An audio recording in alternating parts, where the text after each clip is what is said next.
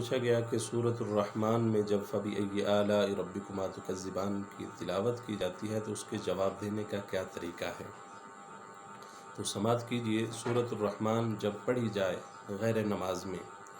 تو سامعین کے لیے اس کے جواب دینا یہ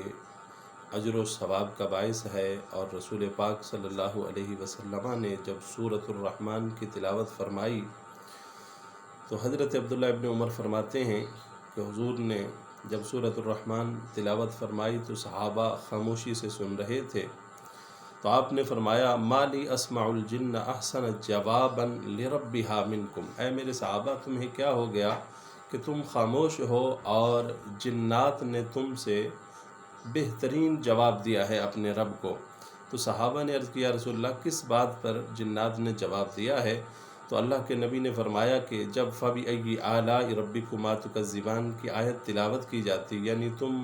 اے گروہ انس و جن تم اپنے رب کی کون کون سی نعمت کو جھٹلاؤ گے، تو اس کے جواب میں جنات کہتے لَا بِشَيْءٍ مِّن نِعْمَتِكَ رَبَّنَا نُكَذِّبُ فَلَكَ الْحَمْدُ، اے ہمارے رب ہم تیری نعمتوں میں سے کسی نعمت کو بھی نہیں جھٹلاتے بلکہ تمام تعریفوں کا حقدار تو ہی ہے۔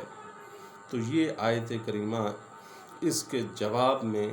یہ الفاظ جو ہے وہ دہرائے جاتے اور حضور نے جنات کے اس عمل کو پسند فرمایا اور صحابہ کو اس کی ترغیب بھی ارشاد فرمائی۔ تو گویا کہ اگر کسی کو عربی کے الفاظ نہیں آتے تو جب فَبِأَيِّ آلَاءِ رَبِّكُمَا تُكَذِّبَانِ کی آیات غیر نماز میں سنیں تو اس کے جواب میں اردو میں ہی کہہ دے کہ اے اللہ ہم تیری نعمتوں میں سے کسی نعمت کو نہیں جھٹلاتے بلکہ ہم تیری نعمتوں کا اعتراف کرتے ہیں اور تمام تعریفوں کا حقدار تو ہی ہے۔ تو یہ کہنے سے وہ اجر و ثواب پائے گا، اور اللہ کا فرمان ہے لَإِن شَكَرْتُمْ لَأَزِيدَنَّكُمْ، اگر تم میری نعمتوں کا شکریہ ادا کرو گے تو میں اس میں اور زیادہ اضافہ کروں گا۔